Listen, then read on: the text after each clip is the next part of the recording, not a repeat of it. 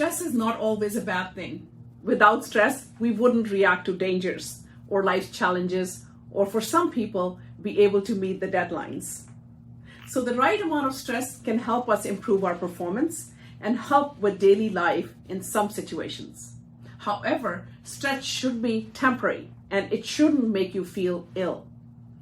Stress can affect people differently. When people with diabetes are under mental stress, they generally experience increase in the blood sugar levels. But some people may have more varied response. This means that they can have experienced either a high or a low blood sugar. Now, when you're under physical stress, your blood sugar level can also rise. Now, this can happen due to either sickness or injury. Let's try to understand how the stress influences various hormones in our body.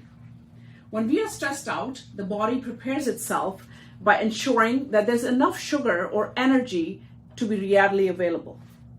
For that, insulin levels fall and glucagon and epinephrine or adrenaline levels rise, and more glucose is released from the liver. Now, at the same time, growth hormone and cortisol levels rise as well, which causes the muscle and fat to be less sensitive to insulin. And as a result, there's more glucose available in the bloodstream. Stress can also lead to weakened immune response.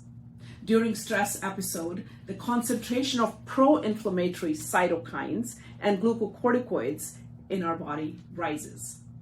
Cytokines work on the receptors that coordinate the immune response in the body and play a critical role in controlling the immune system.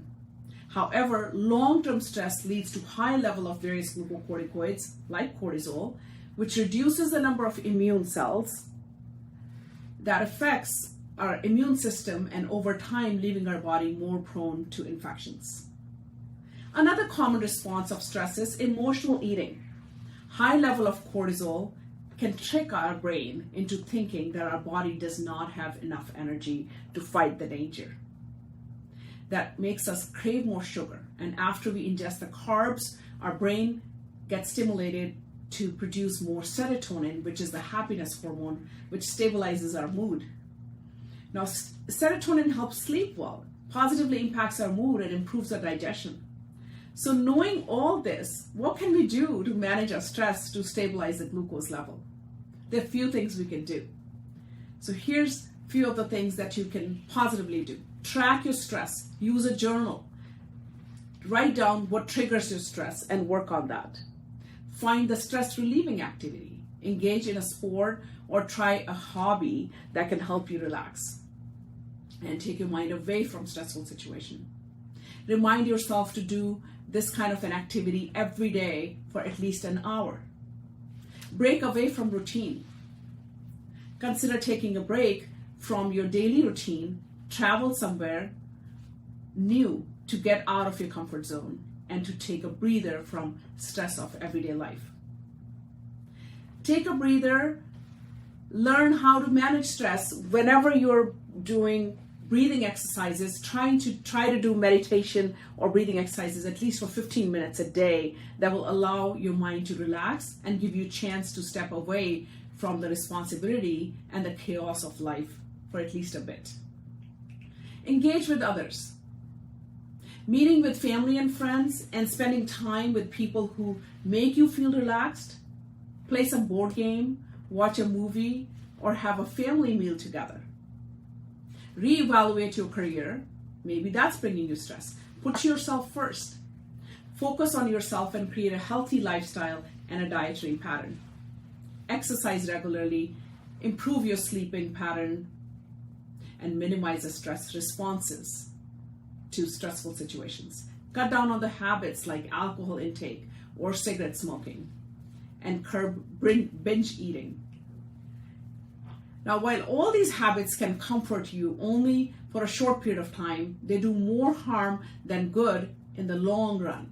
Last but not the least, remember to ask for help. If overwhelming stress is starting to affect your mental health, it's always best to have someone to talk to rather than trying to deal with all this or stressful situation on your own. We should also make conscious effort to avoid certain negative coping mechanisms. For For example, relying heavily on prescription medications can have more side effects that we'll have to deal with. Distracting yourself too much with endless hours of television or social media can also dull the brain. Withdrawing from social life, if you have social anxiety, can feel like a proper response, but social isolation can also cause health issues, especially later in life. Overeating or undereating can both lead to unhealthy weight fluctuations. Turning to vices like alcohol or smoking can feel stress relieving, but only increases your risk of other ailments. I hope you got some help from stress management and identifying what brings you stress so you can work on those and help stabilize your glucose levels without adding more medications. Thank you so much for listening and good luck.